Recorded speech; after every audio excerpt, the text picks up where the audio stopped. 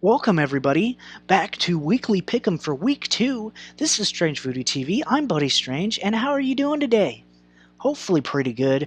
Answer it in the comments below whether you are doing fantastic or you feel like a piece of shit. Anyway, we are back with Week 2. This is Weekly Pick'em, and link is in the description below for you to come pick with me, against me. And come on, bring it. I dare ya. See if you can do better than 50%. Anyway, let's jump into these picks. Thursday Night Football, we have Baltimore versus Cincinnati. And you know what? I'm going to go the Bengals because I think the Ravens have too big of a head after, destroying the Bills. I think, Andy Dalton, although sometimes tries to do his best impression, is not Nathan Peterman. And I think the Bengals can win that one on Thursday night. And I'm going with a 17 to get this 12 score. Kansas City versus Pittsburgh. Pittsburgh, oof, tied with the Browns. Definitely could have lost it against the Browns and definitely could have won it at some point, but let the Browns get back into it. On the other hand, Kansas City just pulling apart what should have been a good San Diego team, although without Joey Bosa, quarterback Patrick Mahomes just lit it up. Tyreek Hill lit it up. And although I think the Steelers will be mad and hungry, especially looking to beat anybody after the Browns, and I think Mike Tomlin is a good coach, but, I'm going to give it to Andy Reid and the Chiefs, and I'm going to predict a 24-21 score on that game. All right, next up we have Houston versus Tennessee, and Tennessee took a huge hit this past week after the longest game in NFL history. Mariota is questionable, doesn't look good.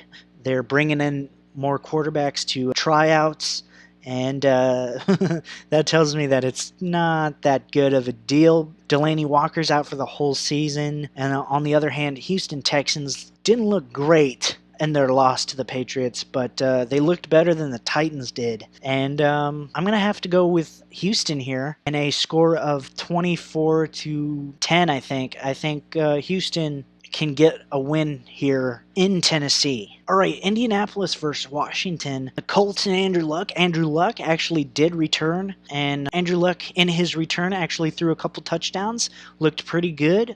Redskins with aging running back Adrian Peterson looked really good. Behind an arm of Alex Smith too, looked pretty good. The Colts kind of fell apart against the Bengals, and I'm gonna have to go with Redskins here. I do think the Colts will make it a close game, and I do think Andrew Luck will give the Redskins a run for their money, but I'm calling the Redskins here in a 27-25 point game. How's that for interesting? 25? Don't see that often. You know what? I'm calling it. Anyway, Miami versus New York Jets. New York Jets, whew, we saw what they could do.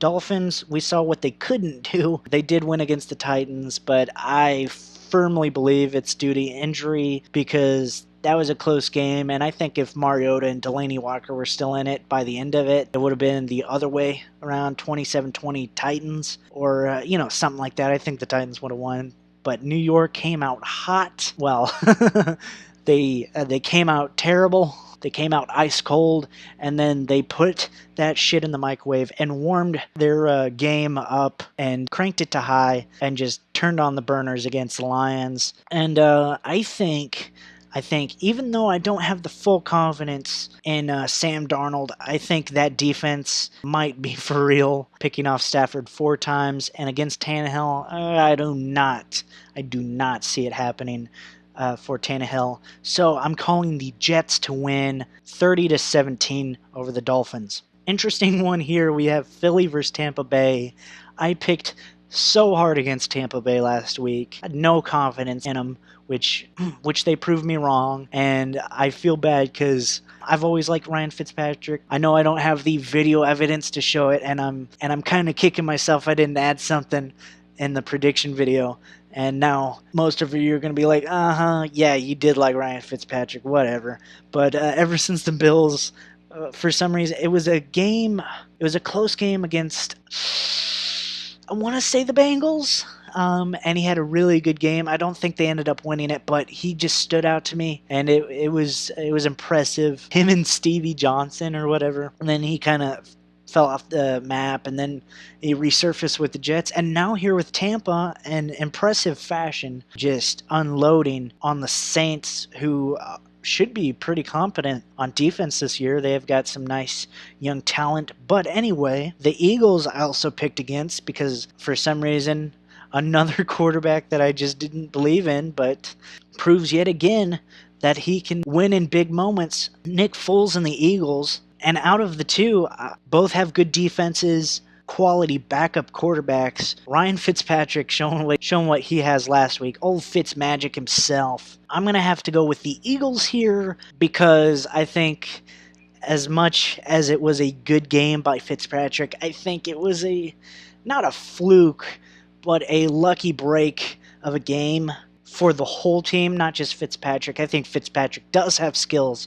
He has the skills to show you he is a mature franchise quarterback, but yet again, he also has the track record of a heart monitor, and he's just incredibly inconsistent. He's never steady, and he might have a great game.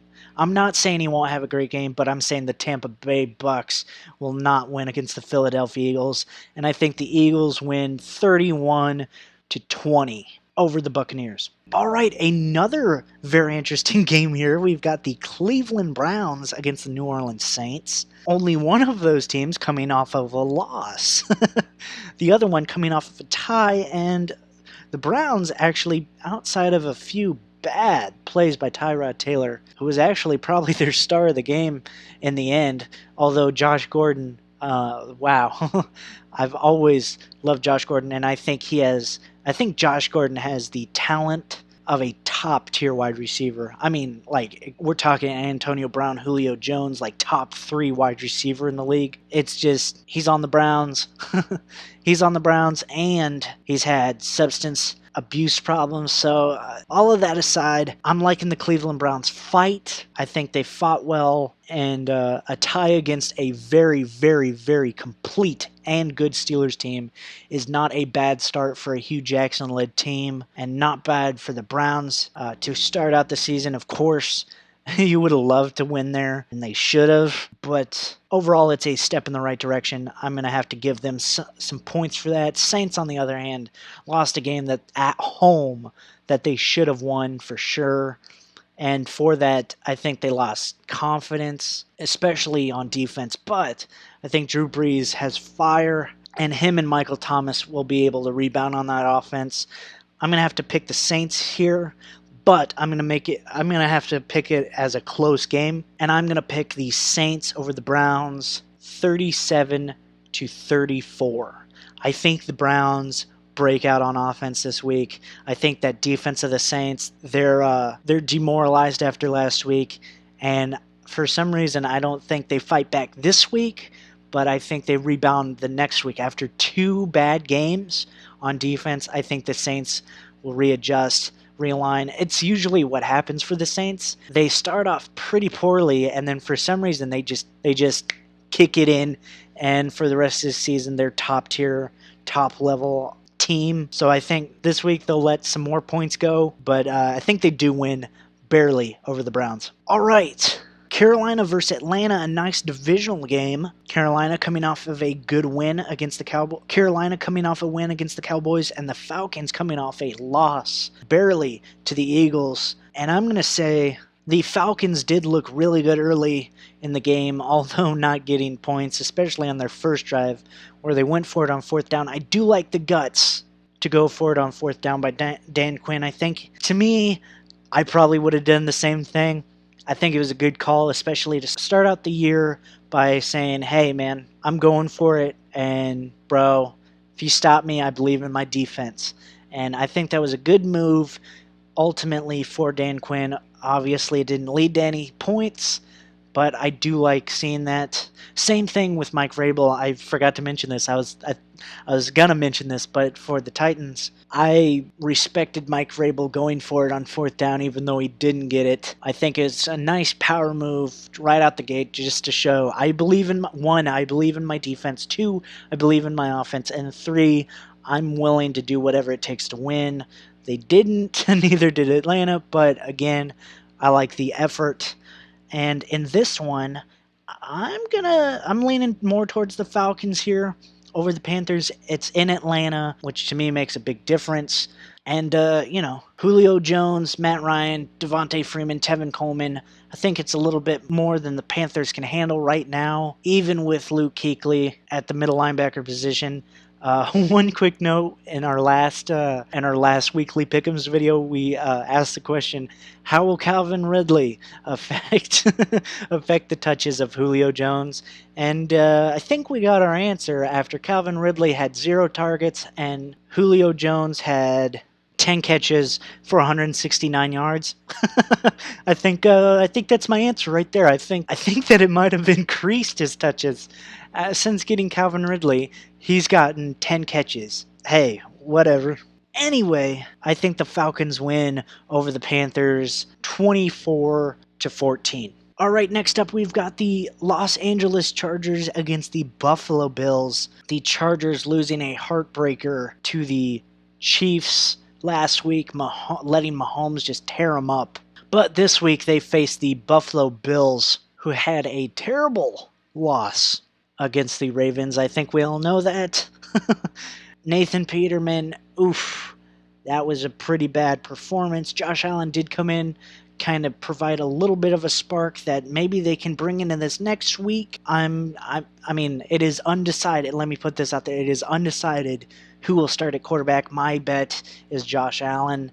I strongly believe that they will go with him. First round pick, and after the performance Peterman had and has had prior, there is no way, at least I hope, sorry, Nathan Peterman, I hope there's no way that the Bills think that would be a good idea to start him again over Josh Allen. Unless Josh Allen gets hurt, I don't see Nathan Peterman touching the field for the Bills ever again. But anyway, Los Angeles Chargers, they have a great team, and they're just underperforming. Have a great squad, underperforming. That's not new to the Chargers. They brought that to Los Angeles as well, all the way back to the Marty Schottenheimer days, and even before that, the Chargers have always been that kind of team. Back to Air Coryell. I mean, they were a hype team who underperformed even back then, and it's almost like they are cursed to be overhyped and underperform. Although this week, I have to give the win to them. Until the Bills show me something worth relying on, I don't think the Bills have that strong a chance to win. The Chargers might not have Joey Bosa back. Actually, it's pretty certain that Joey Bosa won't be there, but they still have Melvin Ingram, they still have Melvin Gordon, they still have Phillip Rivers, they have Antonio Gates back. And I don't think they'll let Josh Allen or Nathan Peterman do what Mahomes did to him. I just don't see it. I think the Chargers win 31-10 over the Bills. Another good divisional game, a rivalry, Minnesota against Green Bay in Green Bay, which I do firmly believe that makes a difference. But let's look at it real quick. Vikings' Kirk Cousins performed very well this past week. Aaron Rodgers may not play this upcoming week. It's still uncertain. Might have an MCL sprain. That's what I've heard. Came back in to win it against the Bears, a close one against the Bears, just proving that Aaron Rodgers is the best quarterback in football right now at this very moment. That aside, the battle of the top two paid quarterbacks, I'm going to have to give it to the Packers just barely. It's very hard for me to pick the Packers right now, but I think they just edge them out just barely. I'm calling it 24-23 on a last-second field goal by Crosby. Just nails it right through as the clock ticks down. I'm calling it 24-23 Packers at home against the Vikings it's a tough call, and I would not be surprised if the Vikings just totally blow that prediction out of the water. But I'm going gut. I'm going Packers. I think it's definitely a winnable game, and I think they do it. All right, Detroit versus San Francisco. Detroit, oof. San Francisco, Garoppolo's first loss last week, and I can guarantee you it's because they didn't give the ball not once to Richie James. I said if he gets at least 5, they have their chances, like, I forget what I said, like quadruple, quintuple. Anyway, their chances just exponentially grow, and they didn't use them not once. And I was not surprised, very disappointed that they didn't. Not even in the return game, they used Dante Pettis. Anyway, Detroit, very disappointing performance against the Jets. The Jets manhandled them on defense, picking off Stafford 4 times. And although I didn't really believe in the Lions last week, I thought they'd win because it was the Jets, and I had little to no confidence for Sam Darnold, and he proved that on the first play, and then followed it up by not terrible play, but I still need to see more to be confident in Sam Darnold. Anyway, the Detroit Lions lost that game. Special teams was poor tackling. Defense was bad. And I'm going to have to give it to the 49ers, who gave somewhat of a game to the Vikings last week. I think Garoppolo pulls it together against the Lions, and I think the 49ers win 27-16 against the Lions. All right, Arizona versus the Los Angeles Rams. Arizona Cardinals played like complete ass last week. Los Angeles Rams just destroyed the Raiders this week. As I predicted, their defense was dominant, picking off the Raiders 3 times. The offense looked a little shaky early, but got in a rhythm. Todd Gurley looked like a top-tier running back per usual. Got Brandon Cooks involved. And on that, I'm going to have to give it to the Rams. No contest here. I'm going to say 35-9. The Rams win over the Cardinals. All right, divisional rivalry here. Oakland versus Denver in the Mile High City, which is very important. It is totally different atmosphere in the Mile High City for the Denver Broncos. Just the fans are incredible, much like Seattle or Kansas City or Green Bay. It's just off the charts. And for that fact, I'm going to have to give them an extra point there, and whatever statistical category you can call that, because that is huge, especially with the Gruden-led Raiders team who performed well in the beginning and then just crumbled at the end, getting steamrolled in the second half by the Rams. I think that's a big confidence hit, morale hit, definitely, because they might be thinking, with Michael Crabtree, with Khalil Mack, we might have won that game, and without him, it fell apart. I'm not sure what that locker room's thinking. I can't get into the heads of the players, but that'd be one of my concerns if I were Gruden, whether my team took that hit to morale, to confidence and game plan. And the Broncos had to fight hard and had to fight a whole game, but they pulled it out against the Seahawks with the help of Phillip Lindsay, Emmanuel Sanders, and Von Miller, and like Shaq Barrett, and that pretty much the whole defense just, again, proved to be pretty good, unless you're looking at the lack of being able to stop a tight end, which has been their problem for the past decade. Being able to stop tight ends has not been good for them. All in all, do you think the Broncos pull out a win here? And I think they do it with the score of 31-20 over the Raiders. All right, the Is He Down Bowl. New England versus Jacksonville. No, he was not down. He should have been able to run for that touchdown. What the hell is wrong with the referees? Anyway, New England versus Jacksonville in Jacksonville. That could be a difference maker. Jacksonville beat the Giants 20-15. They held Barkley in check for most of that game until Barkley just exploded with the 68-yarder, which is no surprise. Leonard Fournette had a minor hamstring injury. Minor is the key word there. He's day-to-day and probably will at least play in some capacity, I would imagine, which I think will be a big boost for the Jaguars if he does play. The wide receiver core still looking a little shaky. The defense looking pretty dominant per usual, aside from a 68-yarder by Saquon Barkley. But, you know, he's a special running back, special talent anyway. So I'm willing to give them a pass on that because the Patriots don't really have that great of a running game, at least not yet. They won last week based on the arm of Tom Brady. And here, I think the Jaguars pull out the narrow win. I'm talking narrow. I think Patriots will definitely give them a game, but I think Jacksonville pulls it out 26-24 over the Patriots. All right, Sunday night football rivalry, one of the best in sports these past couple of years. Battle of two of the top young running back talents in the league. The New York Giants against the Dallas Cowboys. This game will prove to be interesting. And I'm definitely going to say, I'm calling this right now, whoever has the most rushing yards wins. Either Saquon Barkley has the most and they win, or Zeke has the most and the Cowboys win. So I'm basing it all on that.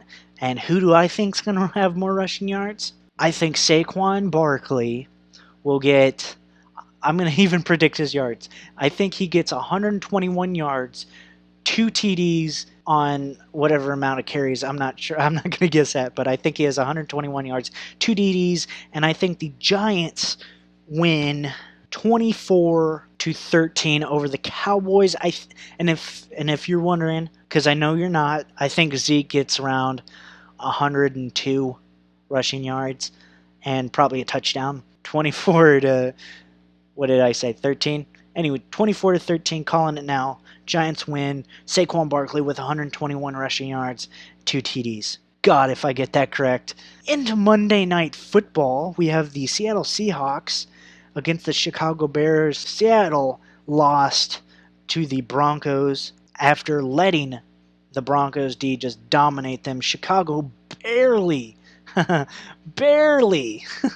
gonna laugh every time I see that. Barely lost against the Packers after Aaron Rodgers decided, a torn ACL ain't that bad, came back in and won them the game. I'm just joking. I think the news right now is it's probably an MCL sprain.